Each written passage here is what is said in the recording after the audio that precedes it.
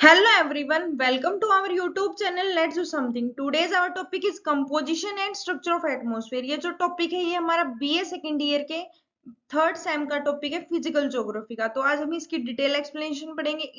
इस टॉपिक में हम सब इनके बारे में डिस्कस करेंगे, ठीक है। पहले हम पढ़ेंगे एटमॉस्फेयर होता क्या है। What is the atmosphere?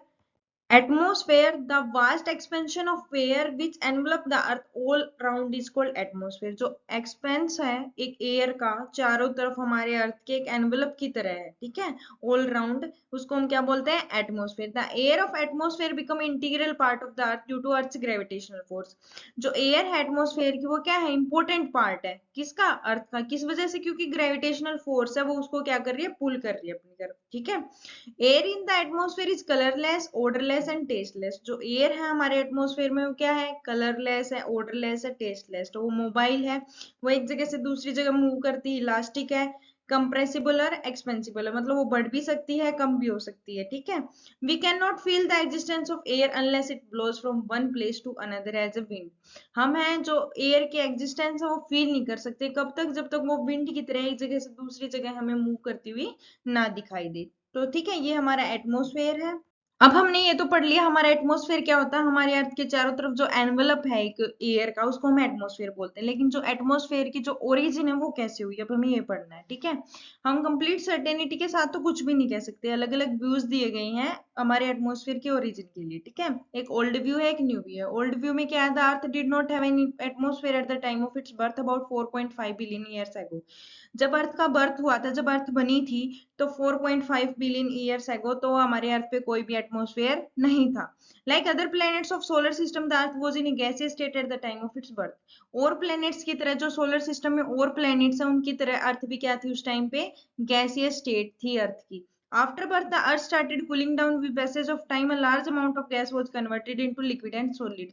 मतलब जब अर्थ बनी उसके बाद धीरे धीरे क्या हुआ? वो कूलिंग डाउन होना स्टार्ट हुई टाइम के साथ साथ। A large amount of gas जो है वो क्या होगी? जो गैस थी ज्यादा मात्रा में क्या होगी? कन्वर्ट होगी लिक्विड में और सॉलिड में। सॉलिड बिकेम कॉन्टिनेंट और land masses while liquid became ocean, seas and other water bodies. जैसे जैसे धीरे धीरे जैसे वो कूलिंग डाउन होना स्टार्ट हुई तो जो गैस थी वो किस स्टेट में चेंज होगी? लिक्विड में और सॉलिड में। जो लिक्विड स्टेट थी वो क्या बन गई? Ocean, seas and water bodies बन गई बहुत सारी। लेकिन जो सॉलिड था वो क्या बन गया? हमारे जो कॉन्टिनेंट्स है और जो लैंड मासेस है सॉलिड स्टेट से वो बन गए, ठीक है। The remaining part of gas became atmosphere which surround the earth in the present day time. लेकिन जो बची कुची जो गैस बच गई थी वो क्या है? आज आज के टाइम पे हमारा जो एटमोस्फेयर है वो गैसीय स्टेट में, ठीक है। तो ये था हमारा ओल्ड व्यू। अब है न्यू व्यू। न्यू व्यू के अकॉर्डिंग क्या? जो अर्थ का एटमॉस्फेयर है वो 60 करोड़ ईयर्स पहले बना था कैम्ब्रियन इपोक के टाइम पे। मे बी जब सोलर विंड्स हैं वो from primordial sun cause scattering of gases. जो प्रीमोडियल सन था पहले टाइम पे, जो एटमॉस्फेयर था पहले टाइम पे, जो हमारा सन था वो क्या कर रहा था? गैसेस को स्केटर कर रहा था, मतलब फैला रहा था दूर तक around planets near the sun. जो सन के आसपास के प्लैनेट थे उनके चारों तरफ इनटू द स्पेस, स्पेस के अंदर। This primordial atmosphere near the sun was destroyed. जो प्री इसीलिए जो प्रीमोडियल एटमॉस्फेयर था, जो पुराना एटमॉस्फेयर था सन के आसपास, वो क्या हो गया? डिस्ट्रॉय हो गया, नष्ट हो गया। But distant planets like Jupiter and Saturn still have primordial atmosphere. लेकिन जो दूर वाले प्लैनेट्स थे जैसे कि जुपिटर एंड सैटर्न जो सन से दूर थे उनका अभी भी क्या है? प्रीमोडियल एटमॉस्फेयर है। The main gases of primordial atmosphere at the time were hydrogen, methane and water vapour. जो मेन गैसेज थी उस टाइम पे उस एटमॉस्फेयर की, पुराने एटमॉस्फेयर की, वो कौन कौन सी थी? Hydrogen, methane and water vapour. The earth attracted these gases due to its gravitational attraction. Earth ने इन गैसेज को क्यों अट्रैक्ट किया? उसकी ग्रेविटेशनल अट्रैक्शन की वजह से, ठीक है। Some gases entered into earth interior during the formation of the earth. कुछ गैसेस क्या होगी? अर्थ के इंटीरियर में घुस गई उसकी फॉर्मेशन के दौरान। अब क्या होता है? अगर हम किसी भी शादी में, किसी की भी शादी में बिन बुलाए मेहमान की तरह किसी अजनबी की शादी में घुस जाते हैं, थोड़ी देर के बाद वो हमें बाहर निकालेंगी। ऐसे ही क्या हुआ? सम गैसेस क्या करती हैं? अर्थ के इंटीरियर में घुस तो गई, लेकिन a large number of such gases came out as a result of volcanic eruption. तो वोल्केनिक इरप्शन के टाइम पे क्या होगी? बाहर तो निकालेंगे भाई। तो वोल्केनिक इरप्शन के टाइम पे क्या होती है? गैसेस बाहर आ जाती हैं and formed an interior part of the atmosphere. ये इंटीग्रल पार्ट बन जाती है एटमोस्फेयर का, एक इंपॉर्टेंट पार्ट बन जाती है ये गैसेस जो वोल्केनिक इरप्शन के टाइम पे बाहर आई थी, ठीक है। The most important gas off the primordial atmosphere was water vapour. जो मोस्ट इंपोर्टेंट गैस थी वो कौन सी थी? वाटर वेपर थी। कब? पुराने एटमॉस्फेयर की, ठीक है। उस time water vapour important gas क्यों थी? क्योंकि condensation of water vapour resulted in precipitation which continued for lakhs of year. क्योंकि क्योंकि वाटर वेपर से क्या होता है? कंडेंसेशन होता है। जब वाटर वेपर का कंडेंसेशन होगा तो उससे क्या होगी? बारिश होगी। ये जो था ये कितने सालों तक चलता रहा? लैक्स ऑफ ईयर्स तक, लाखों सालों तक ये सब चलता रहा। तब जो रेन वाटर आता था, अब वाटर वेपर जाएंगे, इवेपोरेट होके तो कंडेंसेशन होगा, कंडेंसेशन होगा तो प्रेसिपिटेशन होगा, प्रेसिपिटेशन बारिश के फॉर्म में होगा तो क्या होगा? The rain water get accumulated in depression, depression में पानी इकट्ठा होगा अर्थ सरफेस पे एंड ओशियन वर फॉर्म्ड। जब वो रेन वाटर आया, जब वो जहाँ पे डिप्रेशन थे, खड्डे थे, वहां पे क्या हुआ? पानी जमा हुआ और वहां पे क्या बन गए? ओशियंस बन गए। Hydrogen gas from water enter into the space. जो हाइड्रोजन गैस थी वो वाटर से कहाँ पे एंटर होगी? स्पेस में। CO2 and sulphur dioxide were formed by chemical reactions. जो CO2 थी, कार्बन डाइऑक्साइड थी, सल्फर डाइऑक्साइड थी, किससे बनी है? केमिकल रिएक्शन से बनी है। These gases become an important part of new atmosphere. ये जो गैसेस थी क्या बन गई? इंपॉर्टेंट पार्ट बन गई नई एटमोस्फेयर की। The primordial atmosphere of the earth was quite different from the present atmosphere। जो हमारी अर्थ का जो पुराना एटमोस्फेयर था वो क्या था? बिल्कुल अलग था आज के एटमोस्फेयर से। फेयर से organism living on the earth played an important role in the formation of the present day atmosphere. जो ऑर्गेनिजम्स अर्थ पे रहते हैं वो भी क्या करते हैं? एक इंपॉर्टेंट रोल प्ले करते हैं किस चीज में? आज का एटमोस्फेयर को बनाने में। First organisms on the earth develop in two different ways. Organism कैसे डेवलप हुए थे अर्थ पे? दो वेज में। Firstly they used ammonia from primordial atmosphere to make compounds. उन्होंने क्या किया था? जो प्रीमोर्डियल एटमॉस्फेयर था, हमारा पुराना एटमॉस्फेयर था, उससे क्या लिया था? अमोनिया कंपाउंड्स बनाने के लिए, ठीक है। Secondly they use solar energy to make their food. उन्होंने सोलर एनर्जी का यूज किया खाना बनाने के लिए। उसको उस प्रोसेस को क्या बोलते हैं? फोटोसिंथेसिस। जब फ्लावर्स क्या करते हैं? सोलर एनर्जी लेते हैं अपना फूड बनाने के लिए, उसको हम फोटोसिंथेसिस बोलते हैं। तब वो oxygen is the by product of photosynthesis. Oxygen क्या है? बाय प्रोडक्ट है फोटोसिंथेसिस। जब सोलर एनर्जी से वो एनर्जी लेते हैं फ्लावर, तो क्या करते हैं? वो ऑक्सीजन को रिलीज करते हैं। तो organism living on the earth need oxygen for breathing. जो ऑर्गेनिजम्स रहते हैं अर्थ पे, उनको क्या चाहिए? जैसे एनिमल्स हैं, ह्यूमन बींग्स, उनको क्या चाहिए? ऑक्सीजन चाहिए ब्रीथिंग के लिए। Plants produce large quantity of the oxygen in the present atmosphere. Plant क्या प्रोड्यूस करते हैं? लार्ज क्वांटिटी में ऑक्सीजन, जो कि हमें ह्यूमन बींग्स को और एनिमल्स को ब्रीथिंग के लिए रिक्वायर्ड है, ठीक है। Some of the gases of the primordial atmosphere enter ocean. कुछ गैसेज जो थी पहले एटमॉस्फेयर की, वो कहाँ कर क्या करती हैं? ओशियंस में एंटर करती हैं, जैसे कि CO2 हो गया और oxygen. Carbon dioxide present in water react with rocks and produce calcium carbonate. जो कार्बन डाइऑक्साइड वाटर में प्रेजेंट है, अभी अभी बताया प्रीमोर्डियल एटमॉस्फेयर की जो कुछ गैसेज है वो क्या करती हैं? ओशियन में एंटर करती हैं, जैसे कि CO2 एंड O2। तो वहां पे जाके वो क्या करती हैं? Present in water react with rocks. जो CO2 है वाटर में प्रेजेंट, वो क्या करती है? रॉक्स के साथ रिएक्ट करती है और कैल्शियम कार्बोनेट प्रोड्यूस करती है। और फिर इस कैल्शियम कार्बोनेट से क्या होता है? Many of the sea organism use calcium carbonate to build their shells as their homes. वो अपने सेल्स बिल्ड करते हैं। About 60 crore years ago, much of oxygen entered into sea water and a large number of sea organisms were born। 60 years ago क्या हुआ था? बहुत सारी oxygen जो सी वाटर में एंटर हो गई थी, जिस वजह से क्या हुआ? बहुत सारे ऑर्गेनिज्म फॉर्म हुए। फिर वह जो सी ऑर्गेनिजम्स थे, जो ऑर्गेनिज्म समुद्र में रहते थे, उन्होंने क्या किया? कैल्शियम कार्बोनेट का यूज किया खुद के शेल्स बनाने के लिए, ठीक है। Nitrogen was produce by much of the CO2 of the primordial atmosphere. जो नाइट्रोजन है वो कैसे प्रोड्यूस की गई? CO2, जो पहले एटमॉस्फेयर में CO2 थी, उससे क्या बनी? Nitrogen. Today nitrogen forms the most important part of the atmosphere and account for about 78% of the total atmospheric gases.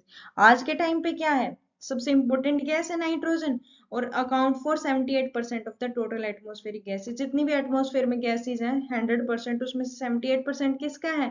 Nitrogen का। मतलब सबसे ज्यादा अमाउंट में कौन सी गैस है हमारे एटमॉस्फेयर में? नाइट्रोजन है।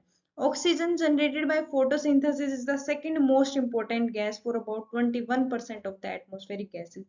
जो ऑक्सीजन जनरेट हुई फोटोसिंथेसिस से, वो क्या है? सेकंड मोस्ट इंपोर्टेंट गैस है। जो कितने पार्ट है जिसका हमारे एटमॉस्फेयर में? 21% पार्ट है। सेकंड इंपोर्टेंट गैस है ये, ठीक है। तो ये थे हमारे ओल्ड व्यू और न्यू व्यू। तो ये अच्छे से आपको समझ में आ गए होंगे। अब है हमारा composition of the atmosphere. Atmosphere किस किस चीज से कंपोज्ड हुई है? Gases, water vapour and dust particle. ये सब क्या है? हमारे एटमॉस्फेयर में प्रोवाइड है, मिलते हैं हमें। तो हम देखेंगे गैसेस क्या होते हैं। फर्स्ट है हमारा नाइट्रोजन। सबसे ज्यादा अमाउंट में अभी अभी हमने पढ़ा है कि नाइट्रोजन कितने अमाउंट में मिलती है, 78%। इस फिगर में भी दिखा रखा है nitrogen 78%। Constitute largest proportion of the atmosphere. अब ये हमारा पूरे एटमोस्फेयर में सबसे ज्यादा क्या है, हमारी nitrogen. The atmospheric pressure, force and winds and reflection of light is due to nitrogen. जो हमारा एटमोस्फेरिक प्रेशर होता है, विंड्स की जो फोर्स होती है, लाइट का जो रिफ्लेक्शन होता है, वो किस वजह से होता है, नाइट्रोजन की वजह से होता है। This gas has no colour, odour and taste. इस गैस का कोई कलर, कोई टेस्ट, कुछ भी नहीं होता। It avoids quick burning, it would be difficult to control fire in absence of nitrogen. क्या करती है ये, अवॉइड्स करती है क्विक बर्निंग, जल्दी जलने में हेल्प नहीं करती, मतलब जलने से रोकती है, ये अवॉइड करती है। It would be difficult to control fire in absence of nitrogen. अगर नाइट्रोजन ना हो तो अगर आग लग जाए तो उसको कंट्रोल करना बहुत ज्यादा मुश्किल हो जाता है, ठीक है। तो नाइट्रोजन बहुत हेल्पफुल होती है बर्निंग को अवॉइड करने के लिए। It generates proteins in the plant which is the main source of food. ये क्या करती हैं, प्लांट्स में प्रोटीन जनरेट करती हैं, जो क्या उनका सोर्स का, फूड का मेन सोर्स है, ठीक है। This gas extend to a height of 128 kilometre. ये गैस कहाँ तक फैली हुई है, ये 128 किलोमीटर तक फैली हुई है हमारे एटमोस्फेयर में, ठीक है। ये थी हमारी नाइट्रोजन। सेकेंड है हमारी oxygen. It is called life giver because it is very essential for breathing. ये क्या है, लाइफ गिवर है, क्योंकि ये बहुत जरूरी है सांस लेने के लिए। लाइफ गिवर इसलिए, अगर हम सांस ही नहीं ले पाएंगे तो हम भी जीवित नहीं रह पाएंगे, हमारी लाइफ कहाँ से रहेगी, ठीक है। तो ये लाइफ गिवर भी बोलते हैं इसको, और ये बहुत इंपॉर्टेंट गैस है। It helps in burning the fuel. ये क्या करती है, हेल्प करती है फ्यूल को बर्न करने में, ठीक है। आग, मतलब आग लगाने में, बर्न करने में ये क्या है, हेल्पफुल होती है। It is the main source of energy and provide solid base to industries. ये क्या है, मेन सोर्स एनर्जी का, और जो इंडस्ट्रीज है उनको भी एक सॉलिड बेस प्रोवाइड करती है ऑक्सीजन, ठीक है। ऑल दो इट एक्सटेंड्स टू 64 किलोमीटर। ये कहाँ तक एक्सटेंड है, 64 किलोमीटर तक। Its main concentration is confined to 16 kilometre only. जो मेन कंसंट्रेशन है वो सिर्फ 16 किलोमीटर तक है, और वैसे ही क्या है, 64 किलोमीटर तक एक्सटेंड है, मतलब 64 किलोमीटर तक ये पाई जाती है। तो ये थे हमारा नाइट्रोजन एंड ऑक्सीजन। अगली गैस है हमारी कार्बन डाइऑक्साइड। ये क्या है, हैवीएस्ट गैस है, confined to lower layers only. Heavier gas है, ये क्या हैवीएस्ट गैस है, लोअर लेयर्स में ही मिलती है, मतलब एटमोस्फेयर में ज्यादा ऊपर नहीं मिलेगी, लोअर लेयर्स में मिलती है। Although it can be found up to height of 32 kilometre in small quantity. लेकिन ये पाई जाती है 32 किलोमीटर तक, लेकिन ये वहां तक स्मॉल क्वांटिटी में रह जाती है। It is the most essential gas for the growth of vegetation. Vegetation के ग्रोथ के लिए ये बहुत ज्यादा इंपॉर्टेंट गैस है। इट इज इम्पोर्टेंट, ये मतलब एसेंशियल इसलिए है वेजिटेशन के लिए, अगर कार्बन डाइऑक्साइड नहीं होगी तो ग्रो, पेड़ ग्रो नहीं होंगे, ट्रीज ग्रो नहीं होंगे। अगर ट्रीज ग्रो नहीं होंगे तो वो ऑक्सीजन प्रोवाइड नहीं कर पाएंगे हमें, हमें ऑक्सीजन प्रोवाइड नहीं कर पाएंगे तो हम जीवित नहीं रह पाएंगे। तो कार्बन डाइऑक्साइड एक इंपॉर्टेंट रोल प्ले करती है। It is important meteorologically because it is transparent to the incoming solar radiation but opaque toward the terrestrial radiation refracting from the earth surface. ये मेटियोरोलॉजिकली भी क्या है, इंपॉर्टेंट है, क्यों, क्योंकि ये ट्रांसपेरेंट होता है इनकमिंग सोलर रेडिएशन के लिए। जो हमारी सूरज से जो किरणें आती हैं, सन की जो रेज आती हैं, इनकमिंग रेज जो अर्थ पे आती हैं, उनके लिए क्या है, ट्रांसपेरेंट है, वो बिल्कुल आ जाती हैं अच्छे से। But opaque to the terrestrial radiation reflected from the earth surface. लेकिन जो अर्थ सरफेस पे जो बची हुई, अर्थ सरफेस से जो टेरेस्ट्रियल रेडिएशन जाती है ना अर्थ से, वो ओपेक हो जाती हैं, वो पूरी नहीं जा पाती, वहां पे ये ट्रांसपेरेंट नहीं होती। It keep the air warmer near the ground. ये क्या करती है, ग्राउंड के नियर एयर को क्या करती है, गर्म रखती है। CO2 content of the atmosphere has been alarming rising in the past few decades due to the increase of fossil fuels। जो CO2 का कंटेंट एटमोस्फेयर में वो क्या कर रहा है, दिन प्रतिदिन क्या करता जा रहा है, बढ़ता जा रहा है। किस वजह से, फॉसिल फ्यूल्स के इंक्रीज की वजह से, ठीक है। This has increase the temperature of atmosphere, और इसी वजह से जो हमारा एटमोस्फेयर है उसका टेम्परेचर भी इंक्रीज हो रहा है, ठीक है। अगला हमारा hydrogen. This is a light house and extend to the 1100 kilometre over the heavier gases. ये लाइट हाउस है हमारा, कहाँ तक एक्सटेंड है, 1100 किलोमीटर तक, हैवियर गैसेस के ऊपर तक भी। It account for 0.01% of atmosphere. ये सिर्फ हमारे एटमोस्फेयर 0.01% ही है। अगली हमारी ozone. This is a special variety of oxygen gas. ये क्या है, ऑक्सीजन है गैस है स्पेशल वेराइटी की, क्यों? And it is found in very small quantity, ये अपर एटमोस्फेयर में पाई जाती है स्मॉल क्वांटिटी में। ये special variety of oxygen gas क्यों है? क्योंकि ये it save us from ultraviolet radiation from the sun, जो हमारे सन से जो अल्ट्रावायलेट रेडिएशन आती है उनसे हमें बचाती है। It is mainly concentrated from 10 to 50 kilometre of the earth surface, जो अर्थ सरफेस है उससे 10 to 50 किलोमीटर तक ही पाई जाती है। ओजोन लेयर हमें अल्ट्रावायलेट रेडिएशन से बचाती है। अगर ये ओजोन लेयर की थिकनेस कम हो जाए, अगर ये कम हो जाए तो इस वजह से क्या होगा, अगर डायरेक्ट अल्ट्रावायलेट रेडिएशन हमारी अर्थ पे आए तो उससे हम बहुत सारे डिजीज हो सकते हैं, हमें स्किन कैंसर भी हो सकती है। इसीलिए ओजोन लेयर हमें इन सब चीजों से बचाती है, इसीलिए बहुत ज्यादा इंपॉर्टेंट गैस है। यहाँ पे दे रखी है कंपोजिशन सभी गैसेस की, कार्बन डाइऑक्साइड की, नियोन, हीलियम, मीथेन, सभी गैसेस की क्या है कंसंट्रेशन दी हुई है। सबसे ज्यादा हमारे एटमॉस्फेयर में नाइट्रोजन होती है, फिर ऑक्सीजन होती है और फिर सभी गैसेस आती हैं और परसेंटेज में बची हुई तो ठीक है। फिर हमारे कंपोजिशन ऑफ एटमॉस्फेयर में आता है हमारा water vapour. There are water vapour also present in the air which are perhaps more important than any other gas. Water vapour भी प्रेजेंट होते हैं हमारे एटमॉस्फेयर में, वो भी ज्यादा इंपॉर्टेंट होते हैं गैसेस से भी। The average amount of water vapour is nearly 2% of the atmosphere by volume. कितने परसेंट मिलता है? 2%। It may vary from 4% in warm and wet tropic to less than 1% in dry and cold areas of desert and polar region। ये very करता है, मतलब 4% warm areas में है, wait wait tropic जो एरियाज है उसमें 1% से भी कम है, जो ड्राई होते हैं कोल्ड एरियाज होते हैं उनमें। तो ये वेरी करता है हर जगह टू जगह, मतलब प्लेस टू प्लेस कितना है। Even the driest air has some proportion of water vapour. Even जो ड्राइएस्ट एयर होती है, जो ड्राई एयर होती है, उसमें भी कुछ प्रोपोर्शन होता है हमारे वाटर वेपर का। The amount of water vapour decrease from equator towards poles. जो हमारा वाटर वेपर का अमाउंट है वो क्या है, जैसे जैसे हम इक्वेटर से पोल्स की तरफ जाएंगे तो हमारा जो वाटर वेपर है वो कम होता जाएगा, डिक्रीज होता जाएगा। Water vapour absorbs part of the insolation from the sun and reduces its amount reaching the earth surface. Water vapour क्या करते हैं, इंसोलेशन का जो पार्ट है उसका एब्जॉर्ब करते हैं सन से, और वो अपने अमाउंट को कम करते जाते हैं अर्थ सरफेस पर। It also preserve the earth radiation heat. जो अर्थ की रेडिएशन हीट होती है उनसे भी अर्थ को बचाता है। It does act like a blanket allowing the earth neither to become too cold or not too hot. ये क्या है, एक ब्लैंकेट की तरह वर्क करता है। कैसे? अर्थ को ना तो ज्यादा ठंडा होने देता ना ज्यादा गर्म होने देता। अगर ज्यादा गर्म हो जाए तो वो जो वाटर वेपर है वो वाटर वेपर इवेपोरेट होके कंडेंसेशन होके क्या हो जाती है, बारिश हो जाती है। फिर ना ज्यादा ठंडा होने देता है। तो ये था हमारा वाटर वेपर। डस्ट पार्टिकल भी क्या है, कंपोजिशन ऑफ एटम में आते हैं। जब एयर ब्लो करती है एक जगह से दूसरी जगह, तो वो अपने साथ क्या है, लार्ज क्वांटिटी में डस्ट पार्टिकल्स रखती है। वो कहाँ से आते हैं, अलग अलग सोर्सेज से आते हैं। Sea salt, fine soil, smoke soot, ash, pollen dust and disintegrated particles of meteors. Fine soil मतलब जो डेजर्ट्स में सोइल मिलती है, स्मोक सूट जो हम स्मोक करते हैं उससे जो धुआं निकलता है उससे, एश से मतलब कुछ जलाते हैं तो वो जो ऐश बच जाती है उससे, कुछ डस्ट पार्टिकल होते हैं। और जो मीटियोर्स हैं जो एटमॉस्फेयर में डिसइंटीग्रेट हो जाते हैं, रास्ते में टूट जाते हैं, वो एटमॉस्फेयर में एयर में इंक्लूड हो जाते हैं एक डस्ट पार्टिकल्स की तरह।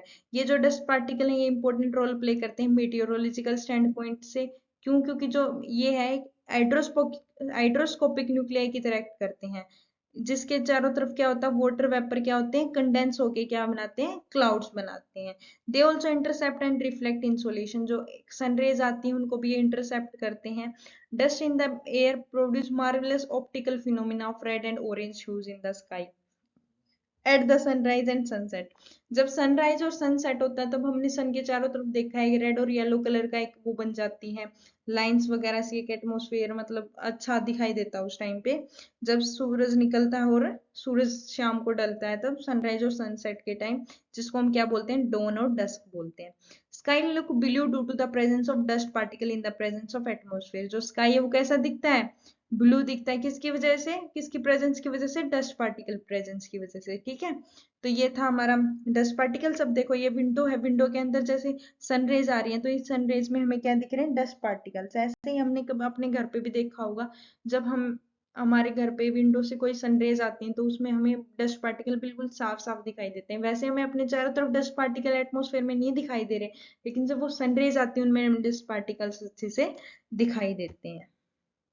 अब तक हमने इस चैप्टर में क्या पढ़ा, इस टॉपिक में पहले हमने एटमॉस्फेयर पढ़ लिया, फिर हमने पढ़ा एटमॉस्फेयर की ओरिजिन कैसे होती है, फिर हमने एटमॉस्फेयर की कंपोजिशन पढ़ ली, एटमॉस्फेयर में क्या क्या होता है। अब हम पढ़ेंगे स्ट्रक्चर ऑफ एटमॉस्फेयर। जो हमारा एटमॉस्फेयर होता है उसका स्ट्रक्चर कैसा होता है। जो the atmosphere consist of almost concentric layer of air from bottom to its highest limit. जैसे हमने अर्थ के इंटीरियर में पढ़ा था, पहले कोर, फिर मेंटल, फिर क्रस्ट, ऐसे ही मतलब कंसेंट्रिक लेयर थी एक के ऊपर, ऐसे ही हमारा एटमॉस्फेयर है। These layer differ from one other with respect to density and temperature. ये लेयर एक दूसरे से अलग है, उनका अलग अलग टेम्परेचर, अलग अलग डेंसिटी है। ये लेयर 5 लेयर्स हैं जो एटमॉस्फेयर की: troposphere, stratosphere, mesosphere, ionosphere, exosphere. ये हमें दिखाई गई है। यहाँ पे ट्रोपोस्फेयर है, यहाँ पे स्ट्रेटोस्फेयर, मेसोस्फेयर, थर्मोस एंड एक्सोस। फिर यहाँ पे हमारा एक्सोस्फेयर क्या है, हमारे एटमॉस्फेयर में कंप्लीट हो जाता है, मतलब इनडेफिनिट तक है फिर, ठीक है। जो फर्स्ट लेयर है वो हमारी है ट्रोपोस्फेयर। ट्रोपोस्फेयर क्या है, तो lower most layer of the atmosphere. जो एटमॉस्फेयर की जो लोअर मोस्ट लेयर है वो कौन सी है, ट्रोपोस्फेयर। जो इसकी एवरेज हाइट है वो 16 किलोमीटर है, लेकिन 18 किलोमीटर पोल्स पर है और 18 किलोमीटर इक्वेटर पे है। अब पोल्स पे कम क्यों है और इक्वेटर पे ज्यादा क्यों है। अब ये है जैसे हमारी अर्थ, अगर फिगर में देखो, ये अर्थ है हमारी, यहाँ पे है हमारे पोल्स, ये हमारा पोल है और नीचे एक पोल है हमारा, ठीक है। यहाँ पे लगा लेते हैं हम। यहाँ पे जो हाइट है हमारी वो कितनी है, सिर्फ 8 किलोमीटर है। और यहाँ पे भी, इधर भी पोल्स पे हमारी हाइट कितनी है, 8 किलोमीटर। लेकिन जो ये हाइट है ये हमारी क्या है, ज्यादा है इक्वेटर पे। क्यों ज्यादा है, कन्वेक्शनल करंट्स की वजह से ज्यादा है और हीट रेडिएशन की वजह से ज्यादा है, ठीक है। ये हाइट इसीलिए जो है, जो एवरेज हाइट है वो 16 किलोमीटर है, लेकिन पोल्स पे 8 किलोमीटर है और इक्वेटर पे 18 किलोमीटर है। Temperature decrease with height in this layer रफली -1 degree Celsius is equal to 165 metre. 165 metres में कितना टेम्परेचर चेंज होगा हमारा, 1 डिग्री सेल्सियस। ये इसको हम क्या बोलते हैं, नॉर्मल लैप्स रेट बोलते हैं, कि 160 मीटर की हाइट पे हम जितना जाएंगे, जितना एल्टीट्यूड बढ़ेगा, 160 मीटर एल्टीट्यूड बढ़ेगा तो हमारे कितना, 1 डिग्री सेल्सियस टेम्परेचर क्या होगा, डिक्रीज होगा। तो हम जितना ऊपर जाते हैं तो हमारा टेम्परेचर क्या होता है, डिक्रीज होता है। सिर्फ ट्रोपोस्फेयर लेयर की बात हो रही है। This is the most important layer for man. ये मैन के लिए मोस्ट इंपोर्टेंट लेयर है, क्योंकि जो बायोलॉजिकल एक्टिविटी होती है, जो हमारी सारी एक्टिविटी होती है, वो कौन सी लेयर में होती है, ट्रोपोस्फेयर में होती है। This layer contain dust particle and over 90% of the earth water vapour. इस लेयर में क्या होता है, डस्ट पार्टिकल्स होते हैं, और जो अर्थ का जो 90% वाटर वेपर कौन जो होता है, वो हमारा ट्रोपोस्फेयर में होता है। Various climatic and weather condition take place in this layer. जो भी हमारी जो क्लाइमेट कंडीशन होती है, वेदर कंडीशन होती है, जो सारी चीजें होती हैं, ये कंडीशन, वेदर और क्लाइमेट, ये हमारी इसी लेयर में होती है, ठीक है। अब इस लेयर के बाद इस फिगर में देखो, ये था हमारा ट्रोपोस्फेयर। यहाँ पे ये जो एरिया है, ये स्टेबल एरिया है, ठीक है। इसको हम क्या बोलते हैं, ट्रोपोपोज। ट्रोपोस्फेयर और जो स्ट्रेटोस्फेयर के बीच में क्या आता है हमारा, ट्रोपोपोज। The upper limit of troposphere separating it from stratosphere is called troposphere, ठीक है। This is very unstable and thin layer of 1.5 kilometer thickness only. इसकी thickness कितनी है, 1.5 किलोमीटर की thickness है। The air temperature is about -80 degree Celsius. इसका air temperature कैसा है, -80 degree Celsius over the equator, and about -40 degree Celsius poles. Poles पे कितना है, 40 डिग्री, और टेम्प यहाँ पे इक्वेटर पे कितना है, 80। ये किस लिए है, कन्वेक्शनल करंट्स की वजह से, हमने पहले भी बात की है, ठीक है। अब ये देखो, ये हमारा ट्रोपोस्फेयर है। ये कहाँ से स्टार्ट हुआ, पहले टेम्परेचर हमारे यहाँ पे डिक्रीज हुआ, 20 था, यहाँ पे 0 था, 0 से फिर -20, -40, -60, ठीक है। 80 पे हमारा क्या हो जाता है, ट्रोपोस्फेयर स्टार्ट हो जाता है यहाँ पे, ठीक है। फिर स्ट्रेटोस्फेयर पे क्या होता है, हमारा टेम्परेचर फिर इंक्रीज हो जाता है और फिर स्ट्रेटोपोज आता है। फिर मिसोस्फेयर पे फिर टेम्परेचर डिक्रीज हो जाता है, फिर मिसोपोज आता है। फिर थर्मोस्फेयर पे फिर टेम्परेचर इंक्रीज हो जाता है, पहले डिक्रीज, फिर इंक्रीज, फिर डिक्रीज, फिर इंक्रीज, ऐसे चलता रहता है। लेकिन जो ये बीच में जो ये लेयर होती है ना, ये स्टेबल होती है। यहाँ पे टेम्परेचर इंक्रीज डिक्रीज नहीं होता है। इसमें स्ट्रेटोस्फेयर और ट्रोपोस्फेयर का टेम्परेचर, दोनों का टेम्परेचर होता है, ठीक है। सेकेंड लेयर कौन सी है हमारी, स्ट्रेटोस्फेयर। जो हमारे जो एटमोस्फेयर है उसकी सेकेंड लेयर होती है हमारी स्ट्रेटोस्फेयर। ये सेकेंड लेयर है। It extends up to a height of 50 kilometre. इसकी हाइट कितनी होती है, 50 किलोमीटर तक एक्सटेंड है। It is thicker at poles than at the equator.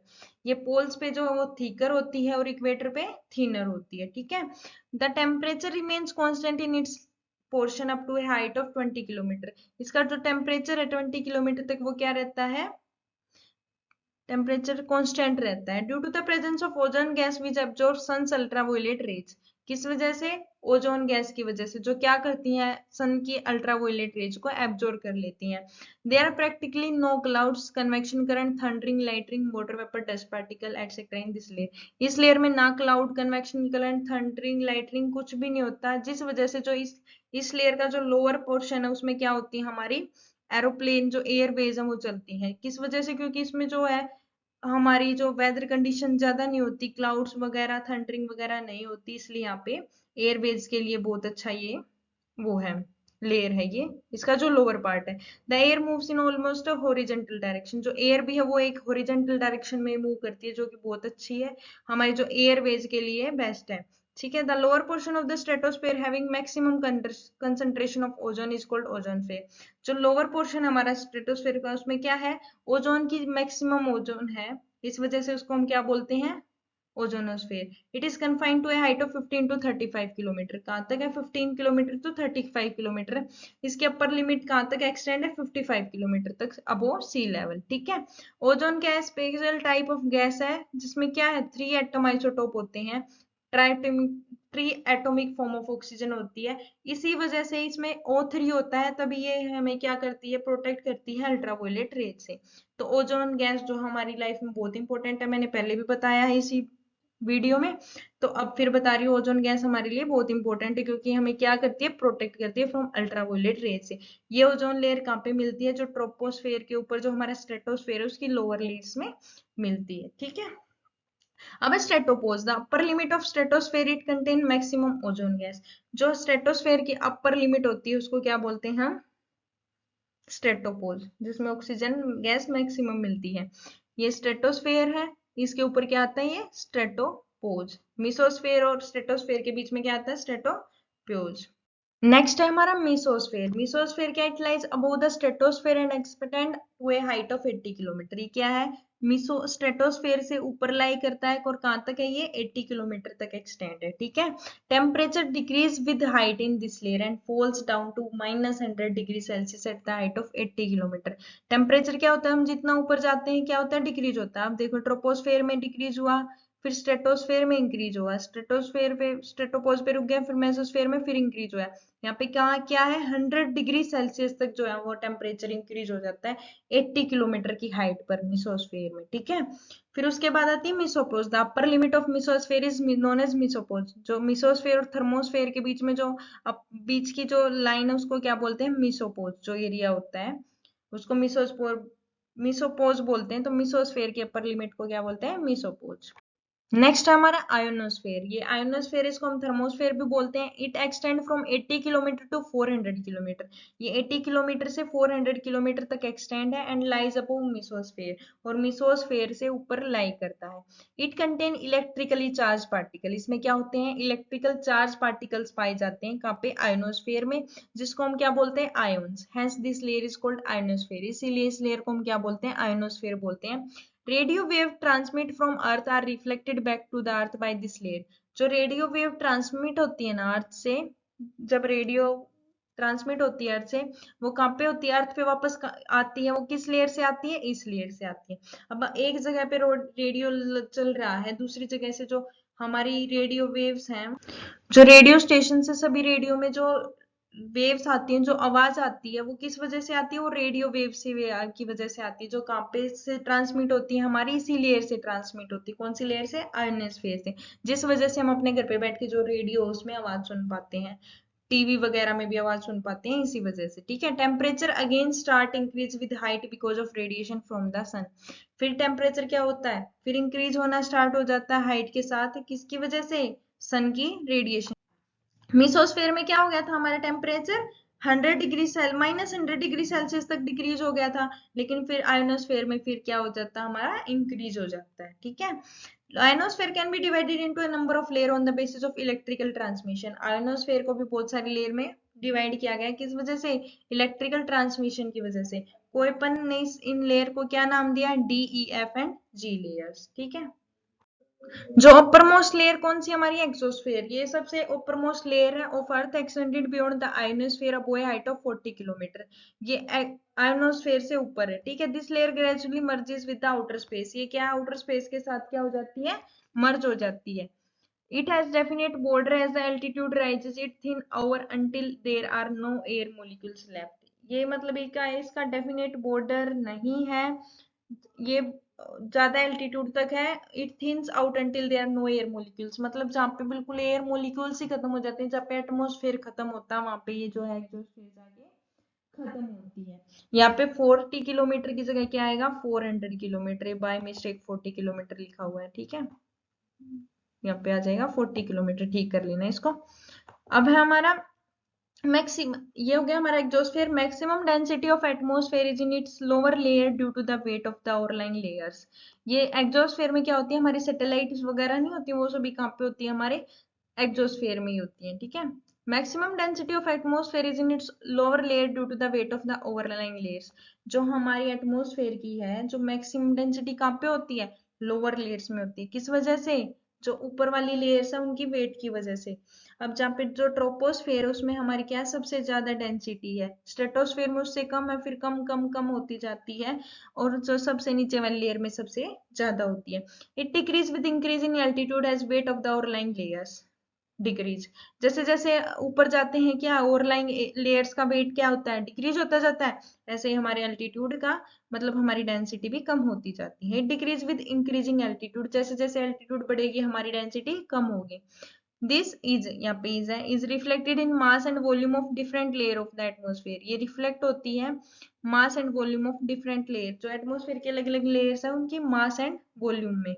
Troposphere जो में जो है 1.5% वॉल्यूम है और 80% मास है। क्या है, सबसे नीचे जो ये लेयर है इसमें क्या है, 1.5% वॉल्यूम है, लेकिन मास कितना है, 80%। और वहीं पे मेसोस्फेयर, थर्मोस्फेयर, एक्सोस्फेयर, ये जो सभी लेयर है इसमें क्या 1% मास है और 93% वॉल्यूम है। तो ये किस वजह से है, ओवरलाइंग लेयर की वजह से। जैसे जैसे हम ऊपर जाते जा रहे हैं, मास और डेंसिटी क्या होता जा रहा है, कम होता जा रहा है।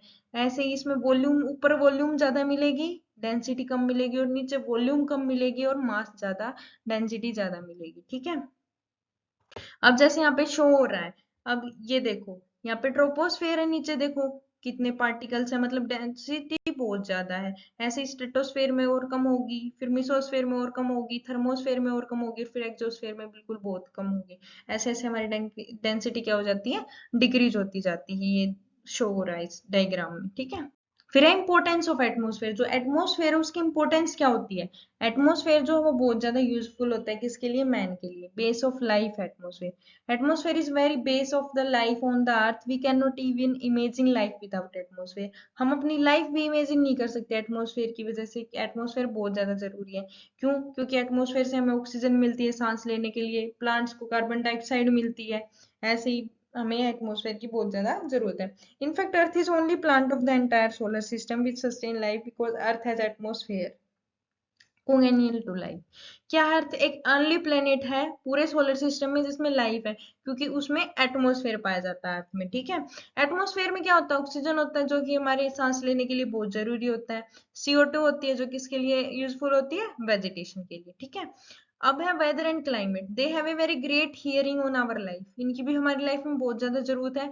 All the incident concerning weather and climate happen in atmosphere. जितने भी इंसिडेंट होते हैं किससे रिलेटेड, वेदर एंड क्लाइमेट से रिलेटेड, वो कहाँ पे होते हैं, एटमोस्फेयर में। Evaporation, precipitation, wind etcetera all take place due to atmosphere. Atmosphere की वजह से क्या होता है, वाटर वेपर होते हैं एटमोस्फेयर में, इवेपोरेट होता है तभी वाटर वेपर होते हैं, फिर क्लाउड कंडेंस होकर क्लाउड फॉर्म होते हैं, तब प्रेसिपिटेशन होता है, जिस वजह से क्या है, ये वेदर फिनोमिना है, क्लाइमेट है। Different weather and climate condition at a particular place और special variation in climate are also gift of the atmosphere. जो अलग अलग वेदर और क्लाइमेट कंडीशन है एक जगह की, स्पेस के अकॉर्डिंग जो वेराइटी वेरिएशंस है, वो किस वजह से हैं, ये एटमोस्फेयर का गिफ्ट है, ठीक है। अब हमारा heat balance, atmosphere act as a blanket for us. Atmosphere क्या है, एक ब्लैंकेट की तरह काम करता है हमारे लिए। It is transparent to short wave radiation reflected from sun and permits them to reach earth surface. ये ट्रांसपेरेंट होता है, मतलब जो शॉर्ट वेव जो रेडिएशन आती है सन से, उनको वो रिफ्लेक्ट, जो सन से आती है वो क्या है, वो हमारी सरफेस पे रीच करती है, पहुंच जाती है। किस वजह से, क्योंकि हमारा ट्रांसपेरेंट एटमोस्फेयर की वजह से। At the same time it is opaque to long wave radiation reflected from the surface of the earth. लेकिन जो हमारी जो सरफेस है, जो अर्थ आती है, उनके लिए वो क्या हो जाता है, एटमोस्फेयर ओपेक हो जाता है, वो ट्रांसपेरेंट नहीं होता उस टाइम पे। Does it has a green house effect, जिसकी वजह से क्या होता है green house effect, and keep earth temperature at an average of 35 degree Celsius, जिस वजह से अर्थ का जो एवरेज टेम्परेचर रहता है 35 degree Celsius, warmer than it would otherwise भी, अदर नहीं तो वो है ना वो और भी वार्मर हो जाता है, ठीक है। There has been no atmosphere on the earth, earth पे कोई एटमोस्फेयर नहीं होता, तो the temperature would have risen to 100 degree Celsius during day and fall 100 degree Celsius during night. अगर एटमोस्फेयर नहीं होता तो टेम्परेचर क्या होता, दिन में तो 100 डिग्री सेल्सियस हो जाता और शाम को क्या हो जाता -100 डिग्री सेल्सियस हो जाता, तो रात को बहुत ज्यादा बिल्कुल कोल्ड हो जाता और दिन में बिल्कुल ठंडा हो जाता। ये किस वजह से है, इसकी जो मतलब शाम को ये जो है वो रेडिएशन को ट्रांसमिट नहीं होने देता, मतलब रिफ्लेक्ट नहीं होने देता, कौन, एटमोस्फेयर, और जो दिन में जो सन से रेज आती है उनको रिफ्लेक्ट होने देता है। जो लाइफ है वो impossible under these extremes of temperature variation. अगर जो है अगर ये टेम्परेचर वेरिएशन हो जाए कि दिन में बिल्कुल गर्मी हो जाए और शाम को बिल्कुल ठंडी हो जाए, तो जो हमारी लाइफ है वो इम्पॉसिबल है, ठीक है। नेक्स्ट हमारा safeguard against ultraviolet rays, जो हमारा एटमोस्फेयर है वो हमें क्या करता है, सेफ रखता है अल्ट्रावायलेट रेज से। Atmosphere as a layer of ozone gas, atmosphere में क्या ओजोन गैस की लेयर है, कहाँ तक 15 किलोमीटर से 35 किलोमीटर से, which partly absorb the ultraviolet radiation coming from the sun, जो सन से जो अल्ट्रावायलेट रेडिएशन आती है ना वो उनको एब्जॉर्ब कर लेता, वो हमारी अर्थ पे नहीं पहुंच पाती। The ozone gas the serve as a shield protecting the earth from ultraviolet rays, तो ये क्या करता है, ओजोन गैस क्या हमें प्रोटेक्ट करती है, किससे, अर्थ को प्रोटेक्ट करती है अल्ट्रावायलेट रेडिएशन से। If these ultraviolet rays were reached to the earth's surface in full intensity, all exposed bacteria would be destroyed and animal tissue severely damaged। मैंने बताया था अगर ये अल्ट्रावायलेट रेज हमारी अर्थ सरफेस पे फुल इंटेंसिटी में आती हैं तो क्या हो जाएगा, बैक्टीरिया टू डिस्ट्रॉय हो जाएगा, जो एनिमल टिश्यू है वो बहुत ज्यादा सेवरली डैमेज हो जाएंगे। Depletion of ozone gas can lead to deadly disease, अगर ये ओजोन गैस डिप्लीट हो जाती है क्या हो जाएंगे, डेडली डिजीज हो जाएंगे, मतलब जैसे कि स्किन कैंसर हो जाएगी। यार serious threat to the ozone layer is posed by the release into the atmosphere of freon synthetic compound containing carbon fluorine chloride atom, this has got to be checked at all cost. मतलब हमारी ozone layer को serious threat होता है, किसकी वजह से, release atmosphere में release होने की वजह से, क्या रिलीज होने की वजह से, फ्रियोन सिंथेटिक कंपाउंड जिसमें कार्बन होता है, फ्लोरीन और क्लोराइड एटम्स होते हैं, इनके एटमॉस्फेयर में रिलीज होने की वजह से क्या होता है, हमारी ओजोन लेयर को थ्रेट होता है, मतलब नुकसान होता है। इस this has got to be checked at all cost, ये हमें हर कीमत पर चेक करते रहना चाहिए, ठीक है। अगला हमारा radio broadcasting, ionosphere layer of the atmosphere reflect the radio wave transmitted from the earth and send them back to the earth। मतलब रेडियो ब्रॉडकास्टिंग में भी हेल्प करता है हमारा एटमॉस्फेयर, जो रेडियो की वेव है वो ट्रांसमिट करता है और फिर वापस भी अर्थ पे पहुंचाता है, तो ये भी एक आयनोस्फेयर जो लेयर है वो इंपॉर्टेंट काम करती है हमारी एटमॉस्फेयर की। This help in radio broadcasting, हम जो हमारे घर पे बैठ के रेडियो सुनते हैं, फोन कॉल अटेंड करते हैं, किस वजह से होता है, रेडियो ब्रॉडकास्टिंग की वजह से, हमारी आयनोस्फेयर की लेयर की वजह से जो कि एटमॉस्फेयर में प्रेजेंट है। नेक्स्ट हमारा सेफ गार्ड अगेंस्ट मीटियोरॉइड्स, हमें सेव करता है मीटियोरॉइड से। Meteors are constantly attracted from outer space toward the earth due to its gravitational force, जो अर्थ की ग्रेविटेशनल फोर्स है उसकी वजह से क्या होते हैं, आउटर स्पेस से मीटियोरॉइड्स आते हैं। Most of them are burnt during their passage through the earth atmosphere due to the friction of air, बीच में ही आते तो रास्ते में एटमॉस्फेयर में एयर की फ्रिक्शन की वजह से क्या हो जाते हैं, बर्न हो जाते हैं। In this way our atmosphere save us from the attract of meteoroids, मतलब वो अर्थ तक अच्छे से पहुंच नहीं पाते नीचे, तो वो जो है एटमॉस्फेयर हमें क्या है मीटरोइड से भी बचाता है। तो ये सभी जो है ये पॉइंट थे हमारे, जो इंपॉर्टेंस थी एटमॉस्फेयर की हमारे लिए उन सब की, ठीक है। नेक्स्ट है हमारा एयरवेज, एयरवेज भी क्या है, हमारा एक इंपॉर्टेंस है हमारी किसकी, एटमॉस्फेयर की। In this modern age of science and technology atmosphere has become a very powerful medium for aviation which is the fastest mode of transport. जो हमारा आज का जो टाइम है साइंस एंड टेक्नोलॉजी का जो मॉडर्न टाइम है, इसमें क्या है, एविएशन जो है वो फास्टेस्ट मोड है ट्रांसपोर्ट का, जो एयरवेज है। Most of the planes fly up to troposphere only, जो मोस्टली जो प्लेन्स है वो कहाँ पे फ्लाई करती हैं, ट्रोपोस्फेयर के ऊपर फ्लाई करती हैं।